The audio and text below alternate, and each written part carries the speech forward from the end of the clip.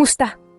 Naisip mo ba kung bakit ang ibang tao ay mas marami ang meron, habang ang iba naman ay mas kaunti? Diyan, pumapasok ang economics.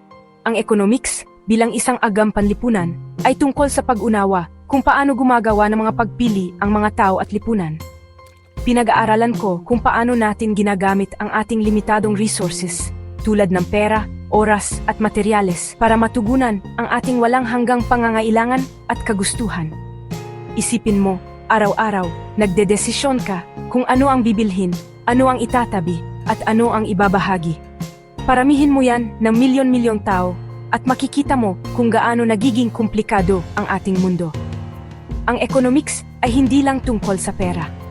Tungkol din ito sa produksyon, kung paano ginagawa ang mga bagay, distribusyon, kung paano ibinabahagi ang mga bagay, at konsumo, kung paano ginagamit ang mga bagay.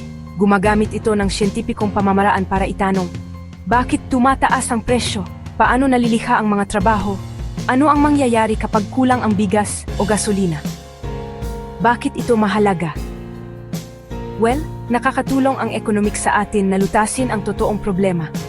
Tulad ng kung bakit ang ilang barangay ay walang sapat na pagkain o kung paano makakalikha ng mas maraming trabaho ang bansa. Tinuturuan tayo nitong maging responsable sa paggawa ng mga desisyon, hindi lang para sa ating sarili, kundi para sa ating komunidad.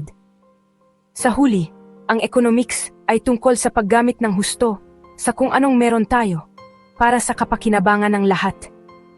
Kaya ito ay isang mahalagang agham panlipunan. Nakakatulong ito sa lipunan na lumago, umunlad at lutasin ang mga hamon ng magkasama. Salamat sa panood. Kung may natutunan ka, i-share mo ang video na ito sa inyong mga kaibigan. God bless.